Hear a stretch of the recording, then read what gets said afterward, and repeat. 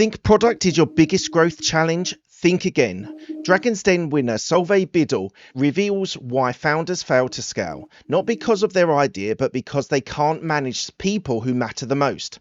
From investors and boards to strategic partners, she shares insider tips on how to influence when the stakes are sky high. Welcome back to Business Growth Talks, the show where we deep dive into the mindsets, strategies, and stories behind remarkable business growth. Today's guest is someone who knows exactly what it takes to scale a business across borders, not just with a strong product, but with exceptional influence. And going straight into the first question, you've said that founders often find that their biggest challenge is product, but it's actually really people. Can you explain what you mean by the people dynamic, not necessarily the product or service they make? Yeah. And what I mean by that is that particularly once you get into scaling, and that's kind of what we're focusing on here. If there's an assumption once you are scaling that that you've done product validation, you have some traction, so you're ready to take it to the next level. But what do you need to do to make that happen? And with any business, you need stakeholders to engage with you and not just hear what you're saying, but actually be able to unlock that next scale for you, whether that's investment, whether it's retailers that you need, whether it's business partners, senior hires, all of these things. You need those people in order to be able to unlock that next level. So often a real looking at the product itself, as I say, particularly in that scaling level, that will have been validated. That product idea, if you've already got to this point, has got somewhere to go. But you need to bring people on board with you. And it's often at that point where you can have real technical excellence, for example, with tech businesses, but actually that ability to bring people with you, the ability to rapport with those people that you need, just gets missed. And I think it's really important to remember, Mark, that as you scale, you get sort of an explosion of stakeholders that you need to bring on board with you. And often there are issues there that mean that businesses just don't get over the line. They just don't get that bit further. Right. Can I just do some definitions for my audience as well? So what size company, sort of employees / revenue are we talking about when we're looking that we're going to scale a business? What's the sort of size business? Right. Okay. So it can depend, but if you think about sort of pre-seed and seed, you're talking about potentially 5 to 10 employees, something like that, and you're looking at raising that seed as a sort of 500K kind of raise, but then you're moving on from that. So it's really beyond that point. And it's also not just about the numbers in terms of what you're trying to raise, but it's also kind of where you've got to. So what you're looking at, when you're in that sort of Series A, is you're looking at there is that traction. You've got those customers. You've already got the validation. And you might have already raised, but you're going again. And it's a bit like when you've been pedaling on a bicycle and the momentum just keeps going. So the momentum is there. That's what we're talking about. Right. Rather than talking about that stage when people are that sort of pre-seed where is your idea even an idea? Like, is it something that can come to market? So we're beyond that. We're talking about scaling. We're talking about those businesses that have got that traction and they're ready to do more. But in order to do that, they, for example, need, a fantastic partnership with a key partner that aligns with what they're trying to do, or they need to bring in some new investment, or they need some new strategic hires and things like that. So and how do you persuade? How do you influence those people to actually on board with you? And I think that's that piece that really needs to be unlocked. And, we all have our own style. We all have our own way of talking to people. But I think what we really need to remember here, Mark, is that the people we're talking to, they react differently. They have different ways that they need to be spoken to. They also have other things that they're interested in. And it's right back to that analogy of put yourself in the shoes of the person you're talking to. What are they actually interested in? What do they need? What are their interests? And you're talking to them as individuals. You're talking to them in terms of what it is that they're trying to unlock, because there has to be something in it for everybody in order to be able to turn that stakeholder into somebody that's actually going to onboard with your business and help you get to that next stage. Imagine waking up tomorrow with a brand new website, one that finally reflects who you are, the value you bring, and the level of business you're building. A site that feels clean, modern, and confident. The kind of online presence that makes prospects pause and say, yes, I want to work with them. That's what Up in a Day specializes in. Founded by Lindy Novak, Up in the Day creates stunning, high converting websites for entrepreneurs, coaches, consultants, and small businesses. No tech overwhelm, no endless decision loops, and no dragging the process out for months. Just clarity, simplicity, and a final product that elevates your brand instantly. Your website is often the first impression someone has to your business. It should feel aligned with where you're going, not where you started. If you're ready for a website that matches your ambition, set up a call on the link below, which explains what's possible. Your next chapter could be just one decision away. You talked earlier about the explosion of partners and partnerships that are needed when you're looking to scale your business.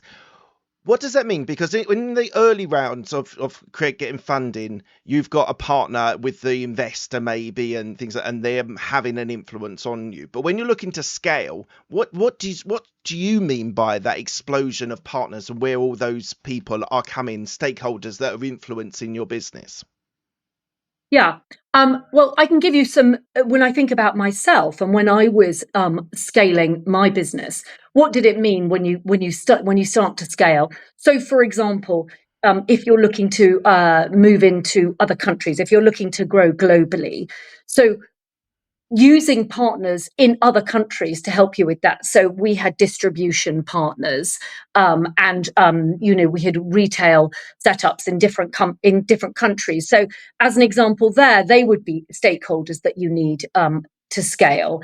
But equally, it might be new hires that you need. You might realize that you need a new CTO, or you need to take things to another level with chief marketing officer, or it could be employees, it could be investors, it could be partners, all of these people and organizations that you need to be able to get yourself to the next level. And of course, let's not forget your actual customers. I mean, these are your stakeholders. When you talk to somebody that you want to engage with your product or service, you're asking them to part with their good money to take on board the product and service that you've designed and that you've created. And those are stakeholders equally that you need to be able to onboard. So it's just that analogy, really, of you start out, maybe you have 4 or 5 really great customers, and before you know it, if things are going well, you're scaling, you've got 50, you've got 100, you've got 1,500. And in order to be able to service that and manage that, you not only look after the stakeholders that are your customers, but also all the people that are behind the scenes actually to make that work.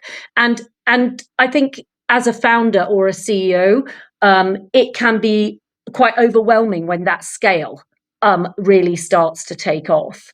And it's remembering what actually do I need to achieve here, and how am I going to achieve it, and how am I going to bring people on board with me? And crucially, what's in it for them? What are their interests? And you speak to their interests rather than your own.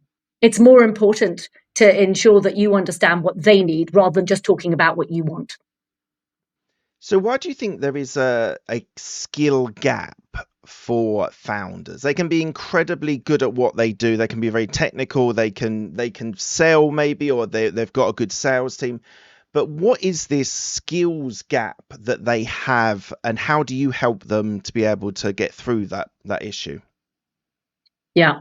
Okay. I think that we all know that there are different types of people who enjoy different sorts of engagement, and that doesn't change when you start to scale your business. And I think there can often be technical brilliance, but where sometimes this falls down is the inability to actually often read other people, and not understanding the signals that they're giving you, which can often be silent signals. So, for example, if you are in a room with, a panel of investors and you're doing a pitch, you have to be able to, in real time, read the signals of the people that you're trying to bring on board without alienating some of the others. And actually, I think the really great thing is these skills can be taught. And there are ways of reading the room. There's also all sorts of things that you can do in anticipation, making sure that you understand each person that you're going to be speaking to, and understanding what their values are, what are their interests, what is it that they're trying to build and grow. And so I think it comes down to the individual's ability to read in real time and to be able to respond in a way that builds rapport rather than disintegrates it, because it is a skill, and being able to do that and to bring people on board with you, particularly if you're having to deal with lots of stakeholders simultaneously. I mean, that is what you're looking to do, and it's I think it's some of it is the work you can do in advance to prepare yourself, which will give you confidence, but also it's things that you can do when you're actually in the room itself, and to be able to get you to to get people over the line so that you can take advantage of that scale. And you said it can be a learned skill that people can learn. So what are the steps that my audience can be thinking about that they would need to learn to be able to make sure that they're bringing all stakeholders on board during the journey of their business growth and scaling? Yeah, I would say a lot of it is preparation of the meeting or engagement that you're about to have, and ensuring that you really understand that point I keep saying. What's in it for them? What are their interests? How can you help them to get to where they want to go? And I think often there is a real temptation to sell your product, your service, and what you want.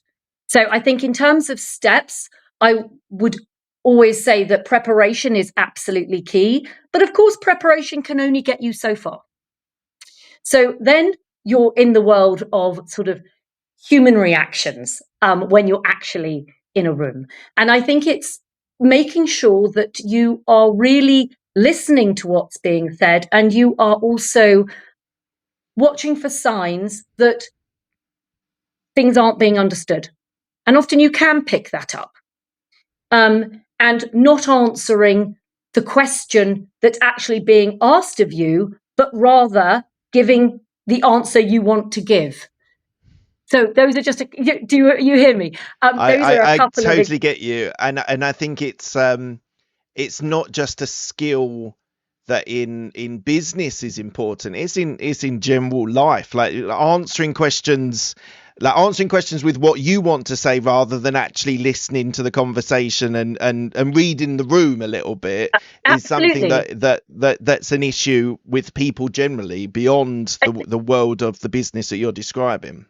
Yes, 100%. And let's not forget, actually, behind any business or business growth, there are the people that you live with day to day. And as a founder or CEO, or you're having to also influence and persuade and bring on board the people that you're with day to day, because it's a hard journey often to scale a business. And so many of the things that I talk to individuals about and that we work on, these are skills that people need in life anyway. And it's so back to that point about being able to read signs, as you actually are talking to people, which is particularly useful when you have multiple people in a room that you're trying to influence.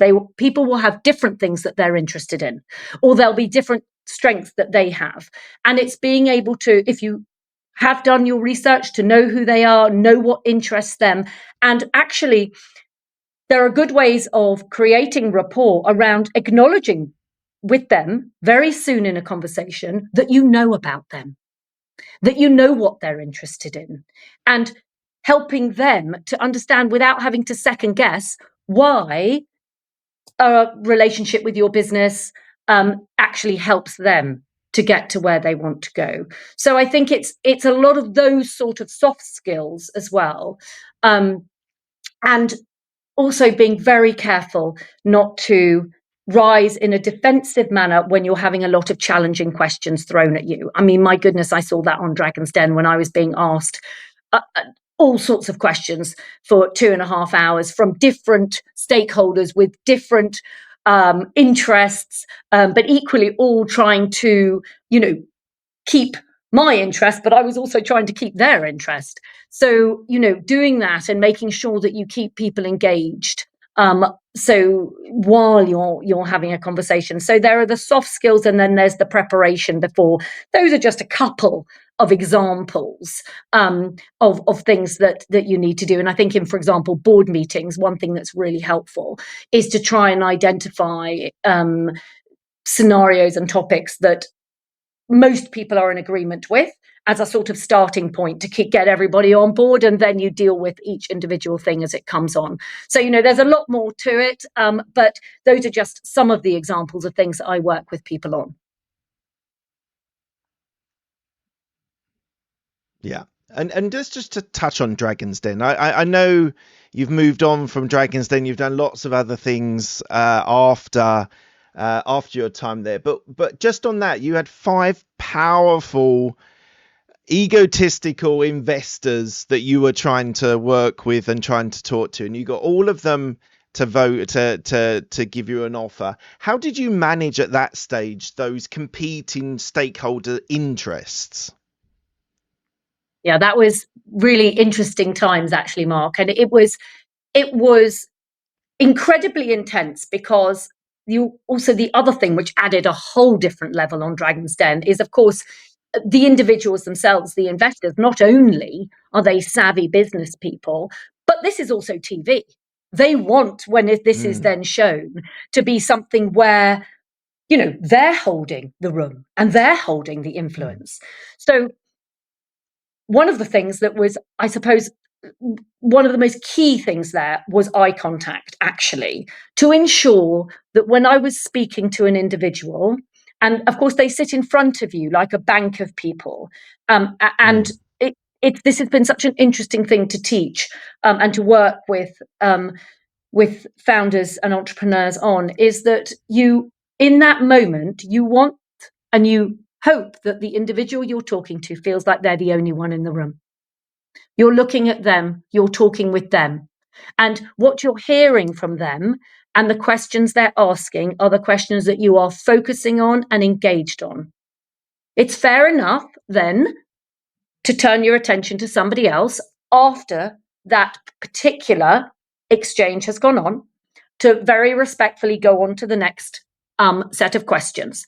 But in real time, to ensure that you are, over such a long period of time, not getting people to fall by the wayside, it is very challenging. It is very high stakes in that sort of scenario. But humility, respectfulness, giving somebody your proper attention in that scenario. A lot of these things are not rocket science, but they're things that can be hard to remember to do in a really high stake environment. Yeah, high stress situations as well. That's when these skills do actually fall by the wayside. And you see that on Dragon's Den all the time. You see that in boardrooms all the time. Exactly. High stress situations, they lose their head. They lose them. Yes, and I was regulator. I was going to say about boardrooms, but also investor meetings sort of after pitch stage, when you've got your investors. How do you ensure that you keep that rapport, and particularly if there's bad news to deliver? How are you going to do that in a way that you don't lose them, in the sense of you've lost that credibility? How do you ensure that they still trust you, but they understand that there's a hurdle and you need to go over that. And I think it's right back to that, ensuring that defensiveness doesn't come into it. Right?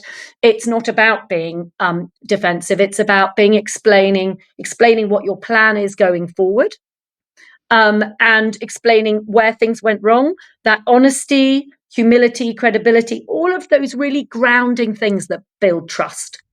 And I think that's a really, really important skill that people need all the way through their scaling. Of course, once you've scaled from a certain number of customers or a certain amount of ARR, it doesn't stop. That's the thing, Mark. It doesn't stop. It just gets more.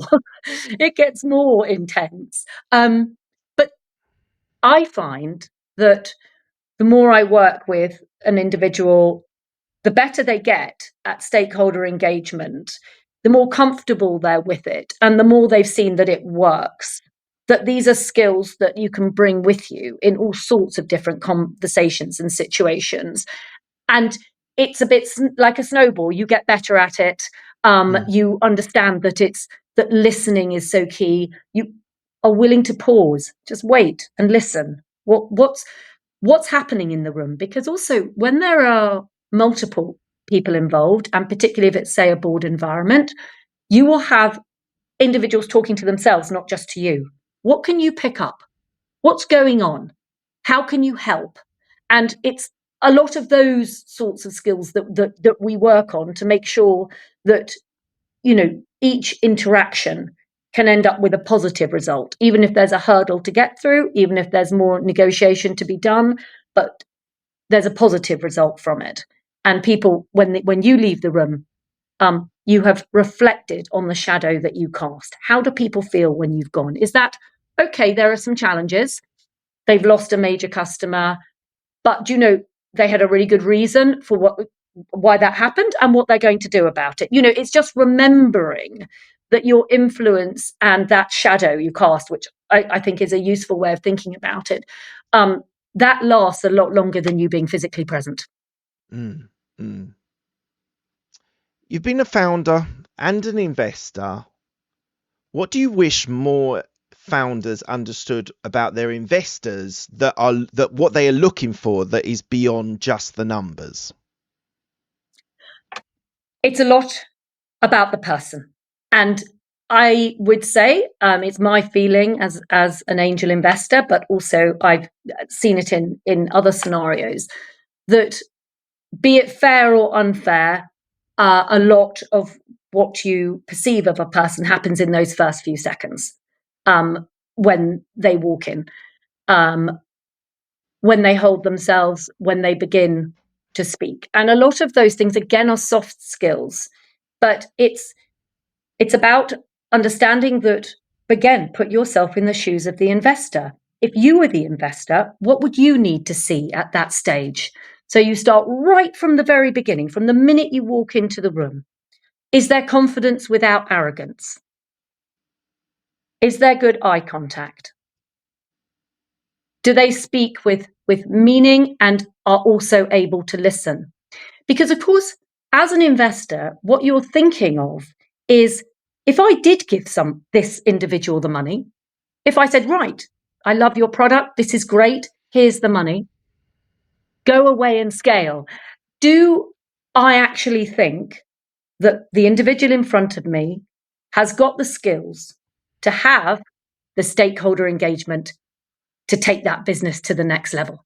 Will they be able to turn a prospective customer into a customer and a client? Will they be able to manage their team? How do they come across? Do they seem like a team player? Do they seem like somebody who actually acknowledges if they're not great at managing people? Because it's also about that humility and recognizing in someone that you're talking to that they know when they don't know. That isn't a failing. That's about them saying, I'm not brilliant at that, but I'm very happy to have somebody on board who does know more than me about that. So it's putting yourself in the shoes of the investor. It's making sure that you give yourself that very best chance to be listened to by the investor. And then, of course, you're getting into the numbers. Then you're getting into the nitty gritty of what it is. And I think as an investor myself, I'm thinking, is this believable? I mean, there are those kind of really high level moments where you're just like, does this sound plausible? Is this something that makes sense to me? Will it make sense to other people? And I think sometimes demystifying things a little bit. I receive an awful lot of pitch decks these days, and I hear a lot of pitches. And sometimes the individual might be, 4 or 5 minutes into the pitch, and I'm still wondering what the thing is. What is the product or the service?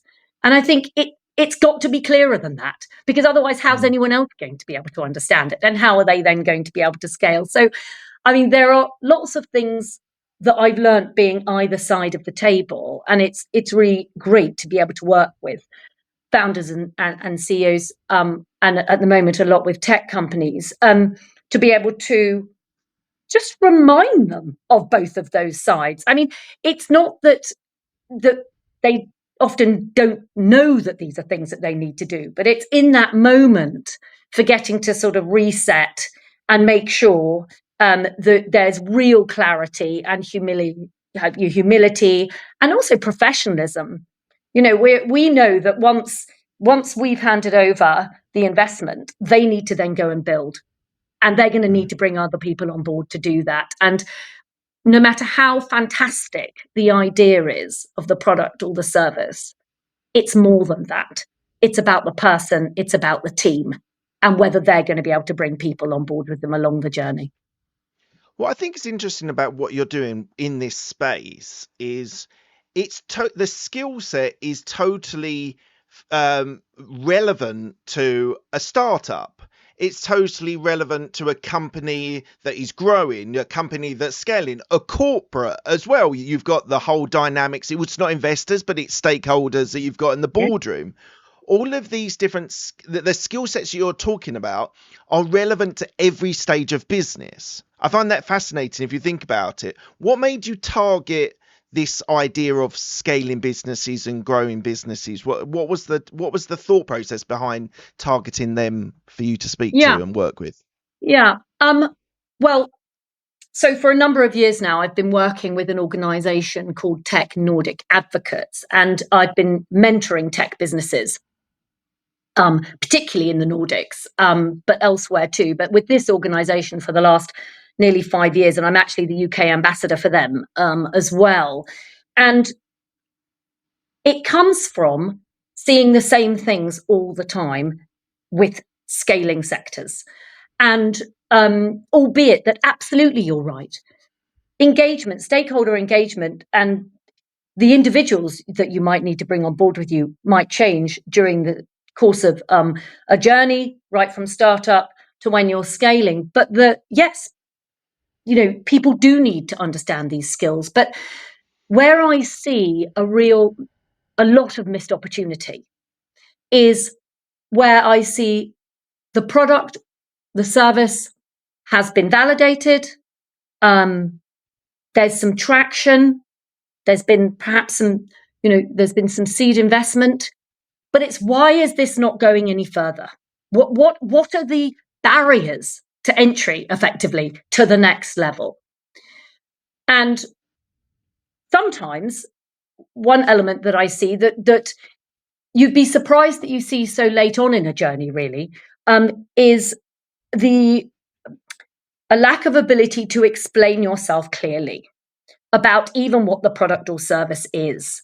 So, on paper, it's clear and it makes sense. But when the individual is standing in front of you and they're explaining what their product or service is, it starts to come out in a sort of gobbledygook, and it just doesn't engage quick enough. Hence the engage method that I'm working on. And I think it's frustrating to see. Plus, also, I think one of the other reasons why I've seen this as a real opportunity to help scaling tech founders specifically is there's a lot of opportunity there. So there's a lot of doors that could be opened by mastering these stakeholder skills. And I often also see some real brilliance there. But when it comes to interacting with people, and when it comes to difficult conversations, or when it comes to answering challenging questions, this is where fallout happens. And as in maybe that stakeholder, it doesn't go any further with a potential investor, or it doesn't go any further with a potential customer. And it's looking at why has that happened? Has the founder been able to evaluate the situation that's happening in front of them? Can they navigate what's happening? Are they able to be agile with the conversation? Are they able to generate even more interest? And are they able therefore to elevate what they're trying to do? And so I see this as an awful lot of potential. There's a lot of potential there. The concepts are good. There's already some traction, but it's just falling down. And it's that, let's put it over the line. And I do work with a lot of female founders in particular, not exclusively, but in particular. And I see that horrible thing that we all hate, which is when you've got imposter syndrome. And I see it a lot, and it's still there. And with that coming across, it affects the way that individuals speak about their business with confidence, and it affects the way they rapport. So I think I see this as an area where mastering these skills can unlock that much more. Mm. And as you said, you work with Nordic tech founders entering into the UK market. What do you think the unique challenges to cross-border scaling is, and how do you help people with that? I mean, there are a number of challenges, but also there are a number of opportunities. I mean, we've had, over the last few years, done a really interesting event with Nordic tech founders who have gone through pitching effectively competitions in Norway, Sweden, Denmark, and Finland, and then 4 from each of those come over, and we during London Tech Week we do an event at the London Stock Exchange, and they pitch to UK VCs, angels, and there's also law firms there. There's all of those different stakeholders that you're going to need to go further, within the UK. I think it can be a challenge that the Nordic regions, the Nordic countries are small. They are quite small, so therefore, generally speaking, the scale isn't necessarily there. For UK entities to sort of really think, wow, this is going to fly here. So that is a challenge. I mean, as part of the whole tech Nordic, this is part of a global tech advocate system. So there are a lot of partners in other countries that can help. So I think it's a scale thing. I think are they ready to scale? Is it enough? But on the other side of that coin, the Nordic markets are very good at being able to identify something unusual, something different. There's a lot of entrepreneurial spirit there, and not just spirit, but actually turning concepts and ideas into reality. Actually, making it something that can come to market. So those are real opportunities as well, but there are challenges around it. But I would say that it's interesting with the Nordics, and actually I'm half Danish myself, but that isn't how I got into this. But there is quite a synergy between the Nordic way of thinking and the UK way of thinking. There is quite an alignment there, and I feel that that Nordic founders are very forward thinking. There's a lot of really interesting, particularly med tech and health tech, femtech stuff coming out of the Nordics. And I think there is quite an alignment with the UK. And often there's a need to raise funds here and to look to branching out into the UK. And in fact, the event that we do during London Tech Week is always held at the London Stock Exchange, and it's a really exciting day where these founders come, they pitch, And they've already done well where they are, and many of them have actually managed to raise really good money here in the UK. So I think it's been a really interesting relationship to be working with Nordic companies coming into the UK. But there are real opportunities there, and there's a real entrepreneurial spirit that comes out of the Nordics as well. That's interesting. Just like a little bit of generalizations because of the society that the Nordic countries have. So they're high tax, they are sort of like very much welfare support, and these are generalizations, but I know a little bit about the industry. It would imply that the entrepreneurial spirit, the entrepreneurial mindset might not necessarily fit in those societies, but you're saying that it's varied, it's interesting, it's a massive part of the industry. Culturally, are the Nordics entrepreneurial? I would say very much so, actually. And there's a real openness of spirit. And what I mean by that is in the Nordics overall, this is a generalization, but there Sure. is a real openness to, wow, that's interesting. How are you going to do that? That's exciting. Let me hear more. Can I introduce you to somebody? Rather than it being that I've seen in other countries, sometimes it's, oh my God, there's somebody challenging our market. There's a new person coming in. It's a very different and sort of collegiate atmosphere in terms of growing businesses and people helping each other. I can introduce you to that person. I know that person. I mean, and it's a real sort of ecosystem there of entrepreneurial spirit. I hear you. I mean, taxes are high, and there are certain barriers around that. But overall, I think that the companies that I've seen and worked with there, and I've been mentoring for them, as I say, for nearly 5 years now as well, as now being the UK ambassador for them for nearly coming up 2 years now. But there is a real desire to move out, to branch outside the Nordics, to go bigger, to go into other sectors, to go into other countries. And I think that, there is a real hungriness to be entrepreneurial and to take things to the next level. So that's been a really interesting journey, actually, to work with Nordic founders and to just see how hungry they are for it, and to bring those companies to the UK. Amazing. How do you think you've evolved as a leader?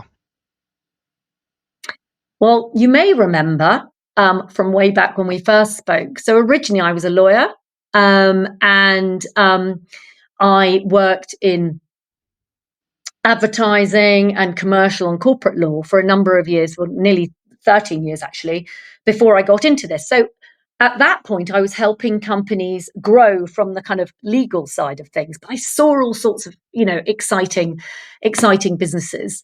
And I now think, I've taken that experience, built my own business, as you know, from that whole concept, and then the Dragon's Den journey and taking it further, and now working with the entrepreneurs in other countries.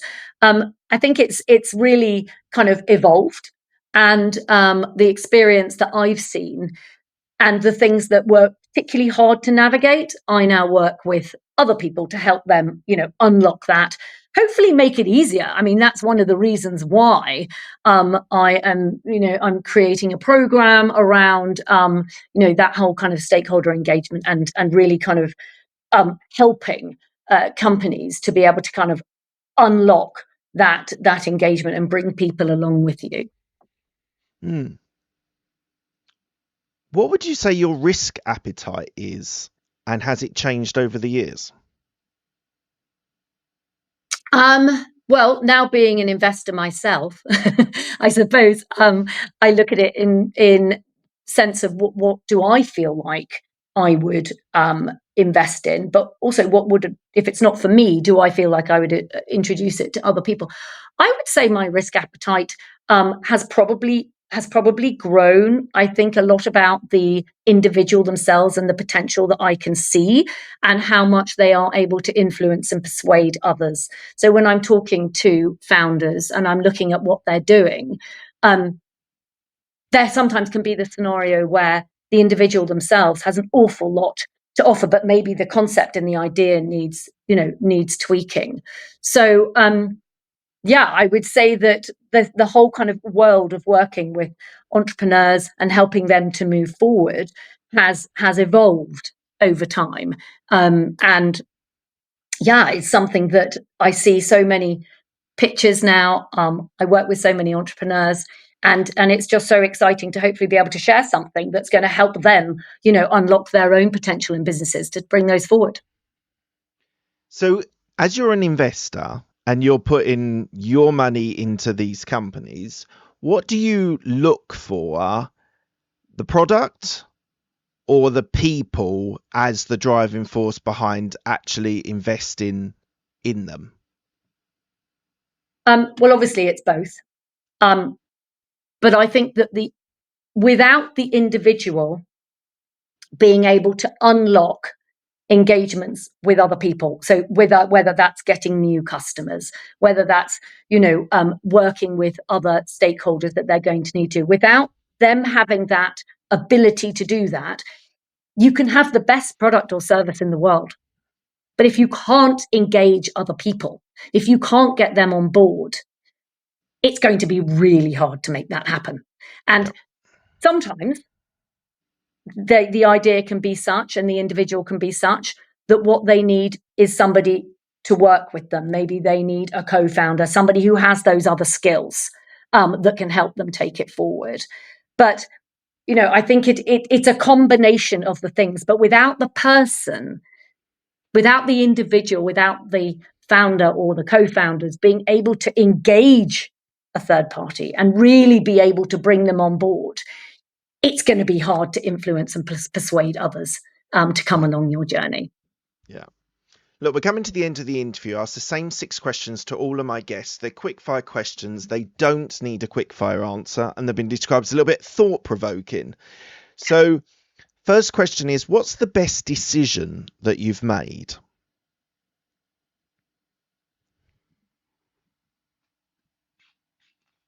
I think probably the best decision I made was to trust my gut when I left my legal career to bring a product to market that I thought would change people's lives. And it did. And it did. Next question. What's the best piece of advice you've been given?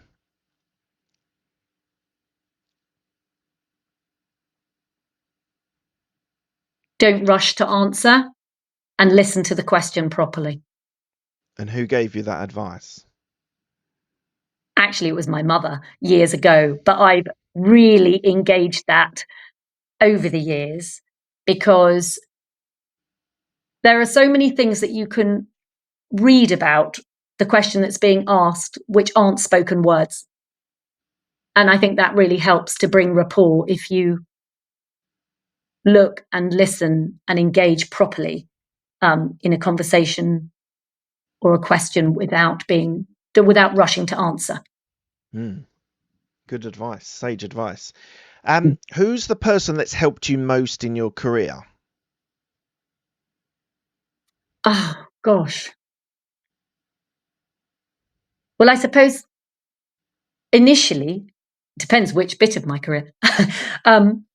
In law, I think it was probably my mother. She was a very strong Danish lady, actually. And although she wasn't a lawyer herself, she always had an incredible strength of character that persuaded me, believed that I could do it. So I would say that's probably the most important factor. But all sorts of other things have been absolutely vital in taking the business forward, but what I managed to do, and now working with individuals to help them unlock their potential. Tell me about a regret that you have. I think early on, when you're starting a business and you need to bring people on board with you, other stakeholders, I think probably I was too quick to answer sometimes, and I didn't necessarily think of the question that they're asking from their perspective.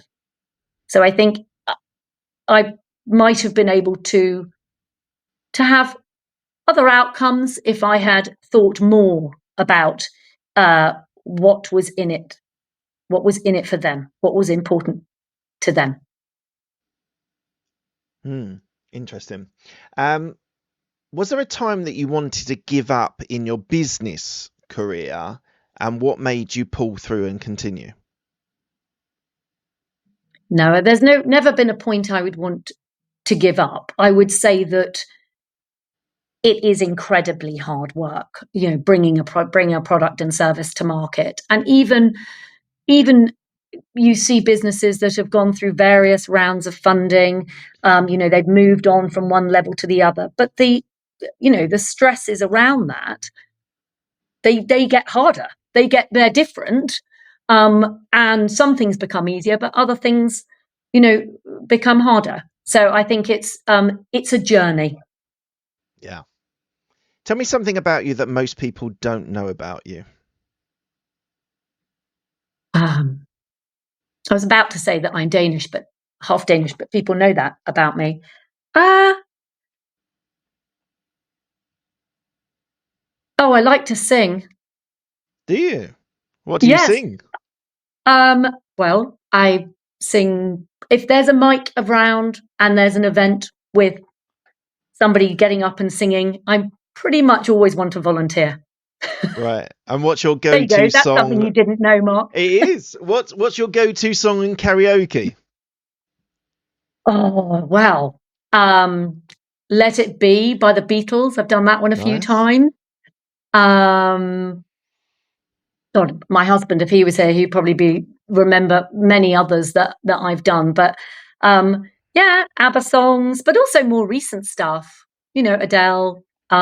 Anyway, anything really. Lovely. But yeah, no, you know what? I enjoyed to get up there and give it a go. Yeah, amazing. What does legacy mean to you? Do you know the first thing I thought of when you said that was actually my kids, in the sense of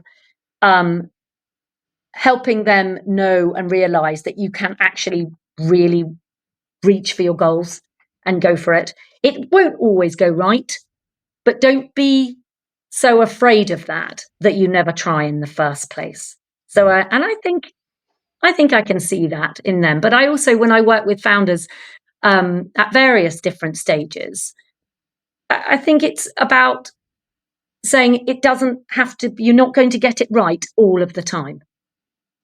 But provided you're honest and you have a good rapport with the people that you're trying to bring on board, you're much more likely to get to where you want to be.